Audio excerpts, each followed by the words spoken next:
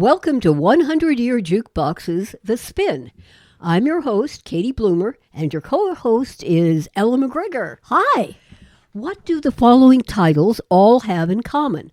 Sometimes I'm happy, great day, hallelujah, without a song, time on my hands, and should I be sweet? Got a guess? How about if I add the karaoke and I want to be happy? And, oh yes, Tea for Two. Yep, all of these wonderful tunes, and more than you know, a little Katie humor there. All these great tunes, including More Than You Know, were composed by Vincent Youmans. Aha. So that's who wrote Tea for Two. But there's more to the story than that. I know. There's more to this than meets the ear. You bet.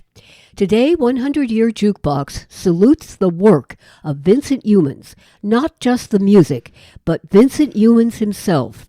How did the man whose, 1, music has come to symbolize the 1920s, or as much as Art Deco, the flapper, and bathtub gin, 2, who was nominated for the first Academy Award for Best Song, the karaoke from Flying Down to Rio in 1934, 3, whose published output was fewer than 100 songs and yet managed to land 18 of those on ASCAP's list of standards, and, number 4, create the iconic Tea for Two, a song that was number 1 on ASCAP's best-selling songs for decades. How could he pretty much be forgotten? Let's take a look. Vincent Millie Youmans. Millie? His mom's maiden name. Oh. Vincent Millie Youmans was born in New York City, September 27th, 1898, to a well-off family of haberdashers. He was different from other composers, such as future rival George Gershwin, born one day earlier on New York City's East Side. Vincent was raised in Tony, Larchmont. He was of Irish or Welsh descent, accounts vary, with strict Protestant parents, who, as a matter of course, sent him to prep school and then Yale, where Vincent expected to become an engineer, until he got a job fixing, selling, and playing mechanical pianos, and that was it. Yes, there were other jobs and a stint in the Navy, which he loved, and Wall Street, which he hated. But his heart belonged to music, and he dreamed of writing for Broadway. In the meantime, he worked as a song plugger and a rehearsal pianist. He was well-liked, but not really close to most people. Later, his wives and children were to complain about his distancing. Vincent already was embarking on a whiskey, women, and song path. It was to cost him dearly. While waiting for his big break, Vincent kept studying music with the best piano teachers he could find or afford. To the end of his life, he continued studying, no matter his location, finances, or health. He was developing his own style of popular music that employed small phrases of notes combined with offbeat harmonies and rhythms that were both instantly appealing and instantly memorable. You said it. He practically created the first 20th century earworm, Tea for Two. Other composers, from Sousa to Herbert to Ravel, recognized his potential. Wow! Imagine that those greats were still alive and they liked his work. Meanwhile, Vincent placed a few songs in traveling shows and reviews, and along the way picked up his first collaborator, lyricist Irving Caesar. There were to be many collaborators over the years, many finding it difficult to adapt to Vincent's unique composing style. First of all were his hours. Vincent's working hours began at the earliest, at midnight, and went on from there, which would figure largely in the composition of Tea for Two, but more on that later. Then his method of creating a tune, he would whistle the melody in 3 or 4 note sections over and over until he got something he liked, and then play various chords on the piano until he had a song. He was a very good whistler, said Caesar. In his 13-year career, Vincent would collaborate with everyone, such as, according to Wikipedia, Ira Gershwin, Otto Harbach, Oscar Hammerstein II, Irving Caesar, Ann Caldwell, Leo Rubin, Howard Dietz, Clifford Gray, Billy Rose, Edward Alescu, Edward Heyman, Harold Adamson, Buddy DeSilva, and Gus Kahn. Wow. Then, in 1921, he was offered a job composing some songs for Two Little Girls in Blue. Vincent Youmans, 23 years old, had a show on Broadway. And although Two Little Girls in Blue was only a modest hit, it did very well on tour. One of its songs, Oh Me, Oh My, even sold out its piano roll recording. The royalties from TLGIB were enough to carry him through some fallow months and minor Broadway contributions until The Wildflower came along. It was the hit of the 1923-24 season.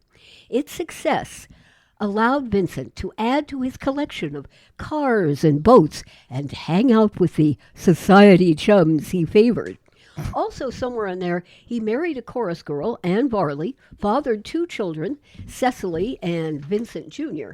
He hardly ever saw them, being preoccupied with his career, his drinking, and his affairs, such as with diva Grace Moore, and later another chorus girl and future wife, Mildred Antoinette Bootsy Boots. He did, however, support them and many other members of his family as fortunes reversed. But a bigger Broadway hit yet was just around the corner. And then in 1925 came No No Nanette. It changed everything. The creative team had woodshedded the show for a long time, playing at such unlikely spots as Cincinnati, Detroit, and Chicago. Nanette's reviews were all over the place, from praise to indifference. The show just wasn't ready for Broadway. And then one night, when Irving Caesar was grabbing a much-needed nap, Vincent woke him up with a ditty. Irving first thought it was kind of monotonous, and Vincent demanded a lyric. Finally, the sleepy Irving managed to scratch one. It stinks. I'll write you a better one in the morning. It went something like this. T for two and two for tea. That song and I Want to Be Happy were put into No No Nanette's next performance. And then, when Nanette came to Broadway, it was an instant hit. Everybody loved its bright, tuneful, charming score. Road companies and productions in England soon followed. No No Nanette was the most successful show of the 1920s. It is estimated that its producer made $2 million and Vincent $500,000, a vast sum for the time. But Vincent wasn't satisfied. Deciding he needed to have greater control of his music, he set up a music publishing business and rented a Broadway theater.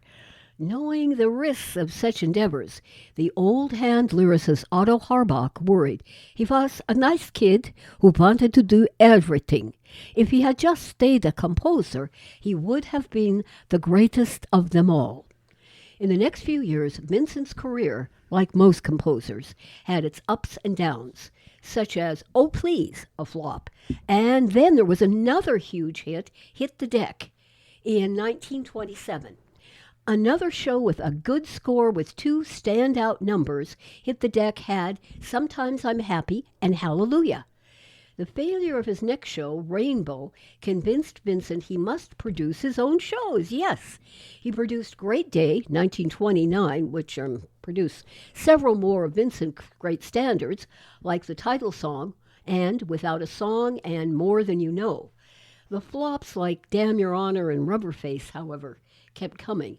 Vincent lost his backers, and even his one-off songs ended up in shows that lasted less than a week. Stop! This is getting too depressing. Well, about this time, he was offered a job in Hollywood. After all, a lot of his Broadway bombs had already been turned into movies. That's better. Unfortunately, What a Widow, 1930, was not a success.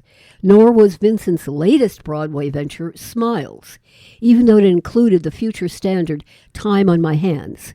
Nor was the operetta Through the Years. But he contributed to the successful Take a Chance, 1932, which gave us Should I Be Sweet and Rise and Shine. Take a Chance was to be Vincent Youmans' last Broadway show. But then Hollywood beckoned again. Oh, no, not again. It was another failure, right?